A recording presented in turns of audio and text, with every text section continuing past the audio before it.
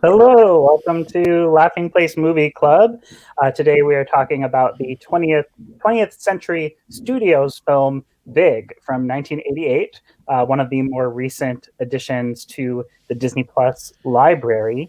And to get us started, I feel like we should talk about maybe our first memories of Big, since a lot of us probably were exposed to it as kids. And I feel like it's fitting to start with Mike, if we could have your history with this movie. Why is it fitting? Because you're from New York. Because I'm a man child. Is that what you're saying? No, but what's funny is as we were rewatching it, and I think it's Benji's first time seeing it in his adult life, and I haven't seen it in at least 10 years. But we realized we grew up to be big. Yeah, so I kind of had a similar. I had a similar thought watching this. I loved this movie. Growing up, it came out when I was 8 years old. I don't remember seeing it in the theater, but I certainly watched it a lot after that. I think it was on HBO a lot growing up or something, because I've seen it a ton and I know it almost by heart. I was reciting it in my brain watching it, even though I hadn't seen it in probably a decade or more before last night. But I really think it holds up really, really well. I think Penny Marshall is such a great director who's made some great films, and not that many of them. I was looking at our IMDb page, and it's just a handful of feature theatrical releases that she ever made. And this and League of Their Own were two excellent, excellent films that both stand the test of time. And I think Big just has so many wonderful moments that are among some of the best, funniest moments in cinema history to me that I really fondly look back on and still can enjoy as an adult. Yeah, and League of Their Own also with Mr. Tom Hanks, the star of Big. And John Lovitz. who's a and featuring role in this one. Right. Was this before he was a big deal? I think he would have been on Saturday Night Live by then. Okay. Point of order. Is John Lovitz a big deal? Well, he headlined at least one kids movie in the 90s, which was, what was it called? My Parents Were Abducted or something. He was like an alien leader. He abducted the main parents. Is that Mom and Dad Save the World? Mom and Dad Save the World. That's it. Yeah. I was I remember John Lovitz being star billing on a kids movie in the 90s that I saw in theaters. Cole, what about you? What's your history with Big? Honestly, I have seen it one time. I watched it about a month and a half ago with my family, so I thought it was still fresh enough in my head to remember what's happening now. Though we watched Splash about 2 days before, so I might mix some things up. Since, one has John Candy and Daryl Hannah and a mermaid, and one has none of those people, and Tom Hanks gets big. But it has magic. See, it's the magic of becoming big and mermaids. It's all flowing together. But I like how Cole can't wait the 4 weeks for it to show up on Disney Plus and somehow watches paid $29.99 to rent it or something. What? Why would it cost that much? I don't know. I think it was on somewhere else. I don't think we paid for it. I think it was somewhere else before it came here. But I really liked it. I liked it a lot. I can't believe I didn't really see it as a kid.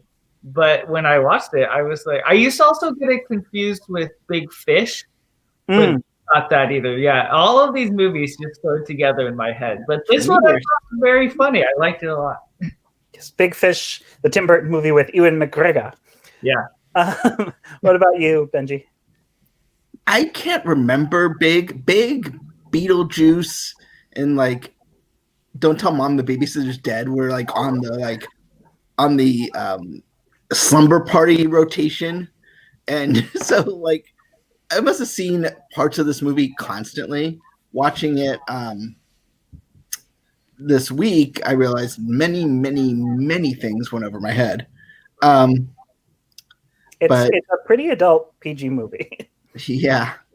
And And what's funny is I remember when I think it was when League of Their Own came out, and they did a profile on Penny Marshall, and she directed Big and Jumpin' Jack Flash, which I hadn't seen but I heard of, and I was like, and then I remember when they started making a big deal about it, like female directors, and I was like, oh, like I grew up thinking that was just a normal thing, and then I failed to realize like it was basically Penny Marshall, who I thought it was a thing because of, but. Yeah, I mean, the directing and the acting, I think, is so strong.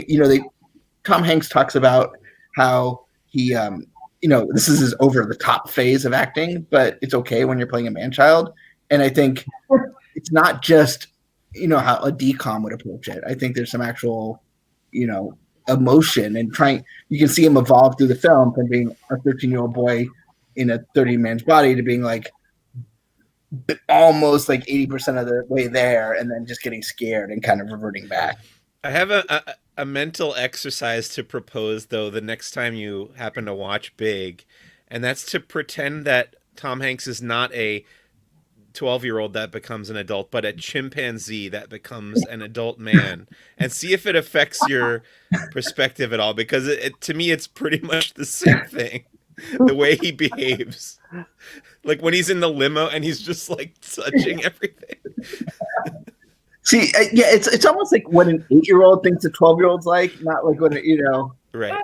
Like, because the one scene I remember as a kid was it was my introduction to Silly String, and my parents wouldn't let me have it, but I just thought it was like the most amazing substance ever created because of this movie. Nice. Well, so this movie has a PG rating. I think it was before the MPAA really knew how to handle the PG-13 rating, because this movie has PG, and that has an F-bomb in it.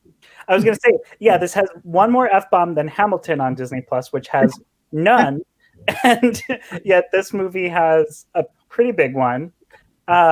But it's funny. But I mean, there's also a lot of content in Big that is questionable. What were some of the things you noticed in Big through the lens of like what we allow in a PG movie in 2020 that surprised you looking back on this, or did anything surprise you?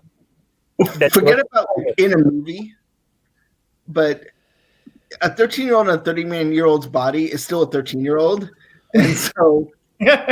The intimate scenes, like if you wanted to make it a Disney bundle feature where you watch this and then a teacher from FX on Hulu, you could make that work. But yeah. That made me feel very uncomfortable because I'm like, he's still 13. He's going to become 13 again, and therefore it's going to, like, I really want to see what happens to a 13-year-old who becomes 30, has that experience, becomes 13 again, and has to live life at that from that point on. Yeah, because there's that whole scene that follows, the setup that they show a lot of, where he's like walking down the hallway, high-fiving everybody. It's like, it's this I'm a man moment, what I imagine hetero men do every time they do the dirty deed when they go back out in public. So that was interesting. A lot of smoking. I can only imagine Bob Iger like pulling up Disney Plus with his smoking ban, putting on Big and being like, oh, here's a moment where they talk about smoking. Oh, here's a moment where they show smoking. Oh, wait, this character's smoking the whole entire movie. You just put a CGI, like, I don't know, carrot there instead. Yeah. So easy. I think the appropriate thing we replace things with in CGI is walkie-talkies. as decided by Steven Spielberg. And extended hair. Maybe they just do extended hair over their hands, so it looks like they just hair on their hands. I will say that this movie made me think that all like toy companies are run by kindly old men that like playing with toys in the vein of Robert Loggia. Mm-hmm. Like it's I envision toy makers like just being these like iconoclastic toy makers. I was saying during the film that I've met people who are toy company executives during my current job, and none of them are like stuck up the way that John Hurd's character or what's the lady's name? I don't remember that. Why am I drawing a blank on this? I love her. Elizabeth Perkins. Yeah. But they seem so like you would think most people who would work for a toy company like that would be like you and I. Like they would be like big kids, but it's weird. Like they're all like stuffed shirts, which just seems so backwards to me. You know what I will say, having done the Toy Fair circuit a number of times, most aren't. Like Hasbro, you don't meet any of those. But you go to some of these toy companies and like it's just a job to them. And they didn't get into it for any passion about the toy business. I feel like you know, like if you're one of the creators of the toys, it's one thing. But if you're there in like the manufacturing group, I don't know. I like basically work in manufacturing and I do not have much enthusiasm for like what I'm doing. So like I can kind of get it. It depends on your position. Now, one of the things for me, there's some things about this movie that date it, and there's some things about this movie that make it feel timeless. But one of the things that dates it are the toys and the types of toys, and the fake properties that Tom Hanks wears on his pajamas. At one point I paused it thinking, is that Masters of the Universe? Is it Marvel? What is this? And then I realized like, oh no, they just made something that like looks vaguely like everything from the 80s. Well, he has like Thundercats blankets at one point, I think, on the bunk bed. Yeah. So I was looking for branding that I remember from the era, and I was like, well, a lot of this feels very generically just 80s boy targeted. A lot of the toys he has around his office are also Masters of the Universe toys that I recognized here and there. So they used a lot of that era. What's funny to me is the toy they rejected, which was like a building transformer. I'm pretty sure actually happened. Yeah, Transformers really did scrape the bottom of the barrel, and they definitely did Bugs. Right. In the 90s. They make a big deal about him like suggesting the prehistoric Transformers, and I'm pretty sure by 1988 those existed already. Yeah, my older brother definitely had a metal Transformers that hurt a lot when it got thrown at you, that could become like a silver T-Rex. Yeah. That's a Grimlock. Like, I wonder if they came out in like 1989, like they saw Big and they're like, oh, we need to do a dinosaur and Bugs. Right. That's what it brings up a good point, though, that this movie made me want to go to FAO Schwartz. Like, we had one in San Francisco here, which was, I didn't realize there was, more than one. And the toy store where you could actually play with the toys was a novel concept. And I don't know if we should have a moment of silence for FAO Schwartz or what, but that location in the film, which is on Fifth Avenue and Central Park South in New York, was one of my very favorite places to visit as a kid growing up, both before and after this movie. But yeah, after the movie, they installed the piano more permanently. It wasn't exactly where you see it in the movie, because in the movie, it's like right in the middle of where you'd walk around in that main floor. But in the actual store, it was on like the second floor in like the back somewhere, so it wouldn't block traffic, I think. But I loved FAO Schwartz so much, especially the Lego displays that they had there. They would build these elaborate displays to sell Lego there, and it was just so cool. Were there any other parts of New York in this that kind of took you back to your upbringing there? Well, it's so seedy. I was thinking of how seedy New York is, especially when they're walking around at the beginning and they find that really crummy hotel. But this is before it got cleaned up in the 90s, before it got Disneyfied. Times Square got all Disneyfied in the 90s. But yeah, it seemed like a nasty place to be, that's for sure. Yeah, it was like 2 steps darker than the Happiness Hotel from the Muppet movie. Right. And I liked in the credits how the innkeeper, whatever you'd call him, his credits were Rockets a Glare.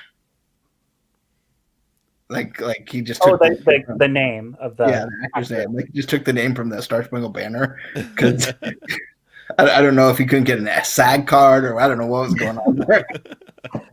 Now I don't know of any films pre-Big other than things like Freaky Friday, which is more of a body swap comedy, that repeat the same concept of a wish being granted to be older and then having that moment. But there's definitely been at least one since 13 going on 30, which I didn't even realize was the same age as from Big. Has anybody seen other movies like this, and what are your thoughts of them? Well, there's also Little, right? That came out. Yeah, that's right. The Tiffany Haddish movie? I didn't see it. I have not seen it, but I know of its existence. Yeah. But no, I don't know of any others besides those two. Has anybody, like, show of hands, seen 13 Going on 30? Big fan. Big fan. So now that you've seen both, what do you prefer between Big and 13 Going on 30 is where I'm going with it. I mean, Big's definitely a better movie, but I watched 13 Going on 30 a lot in my teenage years because it's one of my mom's favorite movies. Mm-hmm. So it's kind of hard for me to decide. I think Big is definitely better, but 13 Going on 30 also has a special place in my heart. Yeah. 13 Going on 30. I mean, Big is very funny, but 13 Going on 30 has a part that makes me laugh harder than anything in Big, where one of her coworkers pats her on the butt and says, "Who's your daddy?" And she just like innocently spits out her father's name. like, like she doesn't get it. It's so funny. Then There's a couple of lines like that in this one where I mean, I don't want to repeat them because they're somewhat inappropriate, but where you go like, "Oh, that's funny," because that's what a kid would think that he's saying, but we all know better. Yeah. Well, so I'm curious to know, you at 13, if you had suddenly turned into a 30-year-old and suddenly had executive level money and had your own apartment in New York, what would that look like? Like Big. Yeah, it would be very similar, I think, with more Lego than he had probably, but the trampoline looked fun. A lot of arcade games, yes. He was a little more into sports than I was at that age, so maybe that's where the difference would be. I'd like to find out. I think we have the idea, just looking at Mike's background, what it would look like. Not a big stretch there. Yeah, exactly. The apartment that I have now, basically. Your current abode would be. What about you, Cole? I don't know. I've never really been a spender. I don't know if I honestly think that there's a good chance I would have invested a lot of it. I don't know why, but even at 13, like I started investing at 13. So you were Alex P. Keaton, basically. Yeah, basically. So yeah, I don't know. I feel like I would have done that. Nice. So you would have still stayed at the crappy motel and just put it all away. I would have gone to a nicer place, but it wouldn't have. I don't know. Even New York in the 80s, it couldn't have been that cheap. You know, I would have had to save some up, or else I'm blowing all my money on where I'm living at. I guess it depends if you think like you're going to come back, because people are going to have questions if the suddenly 13-year-old boy comes back with like 2.8 million, like from buying Disney stock on December 9th, and maybe. But even as it stands, that's one of the big questions I have at the end of this movie. Is like, what does Josh Baskin tell his parents happened during his absence? And why is he showing up in a suit? Like in a suit that's way Although too one big. thing I had forgotten, and I haven't seen her in anything in so long, but I forgot that Mercedes Rule plays the mom. And there's this movie that I was obsessed with as a kid. I will say, as much as I am a man-child, I'm also a little old lady at heart. And I loved this movie called Lost in Yonkers. I don't know if any of you have seen it, but Mercedes Rule gives like a performance that honestly should have been granted an Academy Award. I don't think she won anything for it. But so when I realized that was her, and I'm like, oh, this is like, she's just such a New York woman playing this mom, but really took me back to Lost in Yonkers. And I highly recommend that film for the people who are still with us watching. By the way, we are live. So if you are watching and you see the live scroll bar on the side, you can ask a question. We will put your comment in just like that. Oh, she did win an Oscar for Fisher King. Thank you very much for that. But I do love that. I have a question. Yeah. Did anyone who saw this as a kid like think twice before going to one of those like Zoltar type machines? Oh, I have a rant about Zoltar Okay. once we answer your questions. Yeah, so Zoltar, I don't think Zoltar existed before this movie. I think it was created for Big. But then in the years since, they have made Zoltar machines. But every time I see one, I'm angered because they don't work the way that they work in the movie. Yeah, you don't have to move the little ramps and drop the quarter in Zoltar's mouth. So what's the point? I don't ever care to use it if I don't have to do that. Just it's very creepy. I will say at the last Toy Fair, or maybe it was the one before last, when FAO Schwartz announced that they were coming back and they were making product for Target, and they have their smaller store in 30 Rock in New York now. When they made that announcement, their show floor at Toy Fair, they wouldn't allow any pictures, but they had set up Zoltar and the big piano. And I was right after the Fox acquisition. And I was like, oh, I was interested in doing a piece on you because you bought Fox and Big is a Fox movie. And they were like, oh, yeah, you can do a piece, just no photos of the big stuff. I was like, that's what I want to write about. Aw, Esmeralda. They're never going to make a sequel, but I'm really fascinated as to know, like, I could see them doing a remake. I could also see them doing a reboot in the sense that I know they did this joke on Stephen Colbert, but it's Big and he gets his wish to go back in time. And it would be really poetic if they had who played him as a younger kid who was in Newsies play him as like a 30-something now. That's pretty good. I had a couple pitches after we watched this for either big sequels or a big TV series. The series was the one I like. Series. What's that? It was a big TV series. Didn't last there was? Long. Yeah. Oh, I never heard about that. My idea was like an anthology just called Zoltar, the TV series, where each episode is like you see a different person's wish. And then you just move on to the next person in the next episode. That is brilliant, and I hope a Disney Plus executive is listening right now. Yeah, I should have signed something first, but that's what it sounds like. What's that? A Disney-fied Black Mirror. Yeah. Happen instead of bad things. The other pitch I had for a big like movie sequel is, at the end of the movie, they don't really address this, but Tom Hanks basically has the knowledge of a wish granting machine that exists that he can regularly go and access as long as he can just find it again. So the movie just takes place now with Tom Hanks at the age he is now, and he's become like the ruler of the world with all the money in the world because he just has the access to the Zoltar machine, and maybe he's bought it and keeps it like in a vault somewhere. I was going to say, like, first thing he should do with his money is buy that Zoltar machine. Another thing I find kind of I just want to say there was I shouldn't say there was a pilot, not a series, in 1990. It was not picked up, and then in 2014 they were working on a reboot for Fox as a TV show, but never went anywhere. What was kind of funny about this movie for me was thinking about if it had been made just a few years later, they would have had more hurdles to go through to tell this story. And I think about Home Alone 2, where he needed a talk boy to actually like pull off all of his stunts.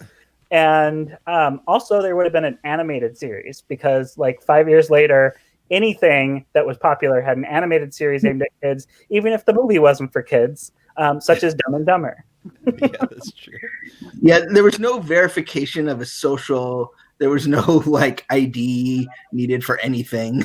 Well, he did. He luckily, with his social security number, he was missing 2 digits, and he spits out 12, and the guy's like, perfect, and writes it down. But yes, nobody actually like ran the number. Yeah, in my head, I kept waiting for this scene that I thought I remembered but never happened, where like the John Hurt character like investigated Tom Hanks like and looked at his application and like ran his social security number and found out that he wasn't a real person. But that scene does not exist in the movie. If this movie was made maybe 6 or 7 years later, it would have all led to like a race between John Hurd and him trying to get back because John Hurd discovers what has happened and he's going to expose them. But then they're all racing to the thing, and it becomes like Actually, it would have happened if it had been made like 3 years prior, because that's part of the plot of Splash. Is Eugene Levy is out to expose that Daryl Hannah's a mermaid. That wasn't in Big? That was in Splash. Maybe that's what I was remembering. No, it was in Joe versus the Volcano. Oh, we should talk about that one, except it's not Disney. Huh? It was in The Burbs. I also love that movie. Actually, I have this long-standing plan. If I ever meet Tom Hanks, that I'm gonna gush about this very specific period in the Hanks career, the Hanks Compendium, that I'm a huge fan of, that I just love all these kind of underrated. I mean, Big wasn't underrated. Wasn't Buddy season 1? But yeah, like Joe versus the Volcano and The Burbs, I love those movies to death, and they were just kind of like notorious underperformers at the box office. Those are both Universal, weren't they? I'm not sure about Joe versus the Volcano, but I know The Burbs, the Burbs is because they filmed down with Syria Lane. Yeah. Mm-hmm. That's everything that we did. Anything else you guys had that you wanted to talk about for Big? I have 2 thoughts. Yeah. First, I love when he eats the little corn. I was crying when he eats the little corn, like the corn on the cob. That was the funniest thing. We had to rewind it. I was laughing so hard. You never did that as a kid? I did it, but I got it from this movie. Okay. I don't know if I got it from this movie, but I remember like as a kid, to get me to eat my vegetables, my parents would tell me like, well, you're a giant and like each spear of broccoli is a tree. And those little like stir fry corns were part of the way they would get me to eat vegetables. And I would do that. I would try and eat it all off of them. I would also eat it like eat regular corn, like a typewriter, like from the Mickey cartoons. Like I didn't know it was a typewriter. I just thought that I have questions about his friend, who obviously has terrible parents, who constantly go to New York on a somewhat daily basis. No oversight whatsoever. Constantly taking the train into New York City, staying until all hours of the night. He's also from Honey, I Shrunk the Kids, that actor. Yes. I had one more thing then. The other thing I was going to say is Anne Spielberg is credited as one of the writers on this.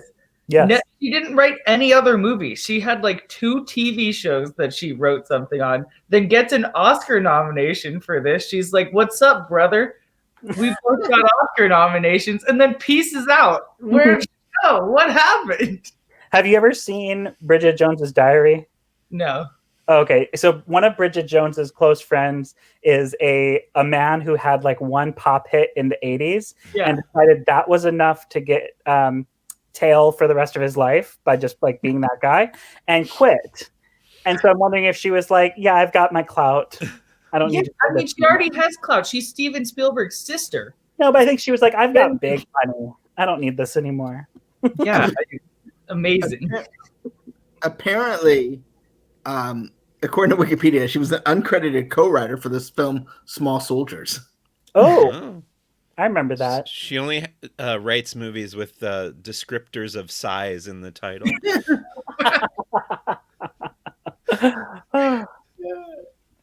Yeah, well, I mean, I don't know what happened. Like, I mean, I'm sure she didn't do anything, but I mean, she didn't like. But you're curious to know, like, how did she keep her day? Yeah, she just disappeared from Hollywood. She has one credit in 2016 for a short film as a co-executive producer, and she was a co-producer on Big, and then that's it. Nothing after that, other than that little short film. Again, she's got big money. She's good. Yeah. I always think of James Earl Jones guest starred on a few episodes of Will and Grace at Jack's acting school. And there was one where like Jack was annoying him and he walks out and he's like, I don't need this. I have Star Wars money. Anything else we want to say about Big before we wrap it up? We're almost at the 30-minute mark. Oh, that's Olo. I have the Yule log on. Oh, fun. The Arundel Castle Yule log 2.0. Exactly. I'm bummed that they took away 1.0. You can't watch it anymore. I know. I wanted both, but whatever. You could add a 6 hour. Having both. It's not like they deleted the file. Someone accidentally say, "Oops." Yep. I like how they put on this preview of like the Beatles Get Back, and everyone's reporting as like Beatles Get Back coming to Disney Plus. Well, eventually, I'm sure, but it's still being released. Yeah, I mean, as of now.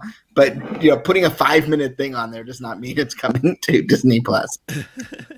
The other thing we were talking about with Big was how, like, I guess if another person had made this movie or later on or whatever, they would have like established more at the beginning, like why he wants to be an adult, because as it stands, it was just like he couldn't get on that roller coaster, and also like I guess the girl he liked was into like dudes who could drive or whatever. But That was a little weird too, because if she's in his grade, she's probably 13 or 14, right. and then she's with this guy, and she's like, he can drive, so he's 16. Yeah, yeah, Well, but and then, go ahead. part of me, that's like what I like about it. It's just like a normal, like I had a bad day, so I make a stupid wish, as opposed to like my, because what I really, really want in life. Because he doesn't like wake up and it's like, yeah, he's like, oh my gosh, what, like kind of like he had a hangover and it's like, what should I do? Right. And Coyote Ugly kind of situation. Like it just wrong place at the wrong time. Right. Like just kind of, it's not trying to, because a lot of these times they set up, here's his real wish, and then he gets it, and it's be careful what you wish for. Like this is literally like I wish you were dead, kind of like a more of a labyrinth wish than like Heart's true desire. Right. Start with I wish. We were saying he should just have been more specific. Like really, if you're making a wish on Zoltar, you just have to be specific. Like he should have just said, "I wish I was 5 inches taller" or something. Like instead of big. Big is too. We didn't know the magical Zoltar machine that's not even plugged into electricity was going to come alive and have creepy glowing red eyes. I do. There's some other things too. I question if they would have done if it was made today, especially if they were aiming for a PG rating. And I'm curious to see how long it takes before like families complain and they move it from Disney Plus to Hulu. But in addition to the sex scene, one of the things early on that made my eyebrows raised is when he's in the bathroom realizing like, oh, I'm a man, and he like feels his chest hair, and then he reaches down and he pulls his underwear out and he's like, like, that's another moment, I think. I remember that from being a kid. And I was wondering what he was looking at. That was so exciting. Like, what happens down there? What was the other thing I was going to say about Big? Oh, I'm also ever since I was a kid, I was very curious as to what the time delay is from wish making to it taking effect. Like it's a certain amount of hours. Yeah, minutes. He wakes up and he's still a boy, and then he goes back to sleep, and then he's a man. But it's not so long that on a drive home from New York to, are they in New Jersey? He can become a kid again while walking up the sidewalk to his home. He's very like he doesn't know that it's not you have to go to sleep or whatever. Like he's very confident that during that walk to his home from that car, he's going to be a kid again. And then he and Elizabeth Perkins have that weird little look of like, yeah, we both have carnal knowledge on each other. Oh, and there's also that moment that I didn't remember where she's like, in 10 years, look me up or whatever. So she's saying like when he's 20 in his early 20s and she's like in her early 40s. When you're just 23 and I'm a cougar, let's revisit this. That's why we need a sequel. Awesome. Good times. We can get Colin Hanks because they can get Colin Hanks to pay the middle-aged kid, and then keep the rest of the cast intact. But I will say, like all movies are weird like this, and no film catalog is as weird as Disney's output from the '80s. So, as much as we want to hark on that, go look up some of the movies Disney put out in the same era. The last thing I would say is that I always wished the computer game from the beginning had really existed, and was always very disappointed when I like looked into it and found out that they had made it up for the film. It looked really boring. Like you just had to type in your response. Like, or I imagined there was more to it than that. Just one scene. That's what computer games were back in the day. Yeah. Go north. As his mom distracted him and he didn't respond in time to the wizard. And he's like, oh man. Where it's like in Mario, like you make one wrong button push and you're back at the start of the whole game. You missed one Goomba. Back to the start. First flag. No saves. I want the comic book, the Choose Your Own Adventure comic book. That sounds like fun. I feel like there's got to be someone out there that's tried it at some point. Teddy Ruxpin he just read you the story. There was no like, push my left arm to go to this page, push my right arm to go to this page. I mean, certainly it could be done very easily now with just like a tablet or whatever. I was going to say Marvel Unlimited should. do some direct-to-digital comics like that.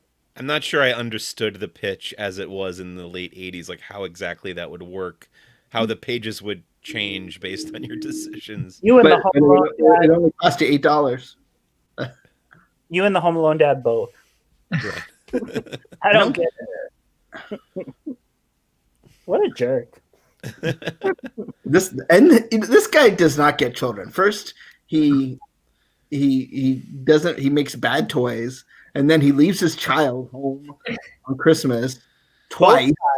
Both times the mom takes all the blame on herself. She just stands back like, yeah, okay. And then he becomes a crooked cop in The Sopranos. Oh, does he? Yeah. I don't think I've seen him in anything post Home Alone 2.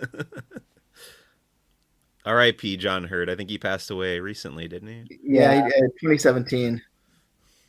Very sad. It's I guess because he was also in Prison Break, which I haven't seen, but like that was a big deal for a while. And I believe he's best known for his role in White Chicks. Oh, I forgot he was in that. You know, I will say, as funny as the title is, it's surprisingly watchable.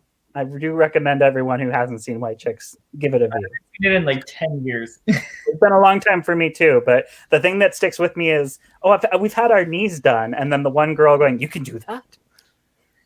I will say, John Hurt, all the things that we question about John Hurt can be explained to his 6-day marriage to Margot Kidder. Ooh. Everything I know about Margot Kidder outside of the making of the Superman films, I learned from Family Guy. But I do have a signed Superman DVD because my older brother was going to a comic convention that she was going to be at, and I said, "Can you have her sign my Superman DVD?"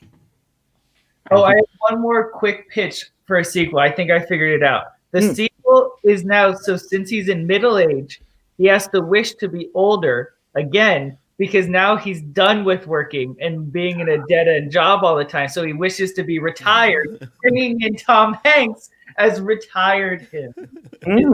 Perfect. Now he's joined AARP. And if Chris Evans gets to play essentially a young Tim Allen, who gets to play a young Tom Hanks? Colin Hanks. You know, Colin Hanks is not as young as you think he is. I know, he's already in his 40s. Forever his age in Orange County. Yeah. Which I think is my favorite Colin Hanks film. Does Colin Hanks got kids? Yes, he does. Then them. Because that family tree, all the apples look just like the other apples.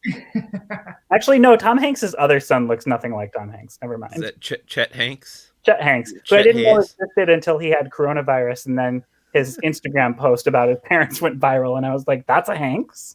I will say, apparently Tom Hanks' brother sounds a lot like Tom Hanks, because whenever Disney Parks needs a Woody.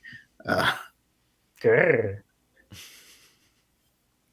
You said it. Wow. No, character. You don't say blank needs a Woody to adults without it sounding dirty. That's not my dirty mind. That's shame on you for your poor choice of words. We better wrap this one up. Yeah. Well, thank you everyone for watching. We will be back next Monday, the 28th, for Disney Movie or Laughing Place Movie Club with Soul, a film that's not on Disney Movie Club but will be on Disney Plus starting Friday, December 25th. So be sure to watch the new Pixar film Soul and join us Monday, December 28th at 7:30 p.m. Pacific time. Thank you so much for watching. Have a good night. Bye.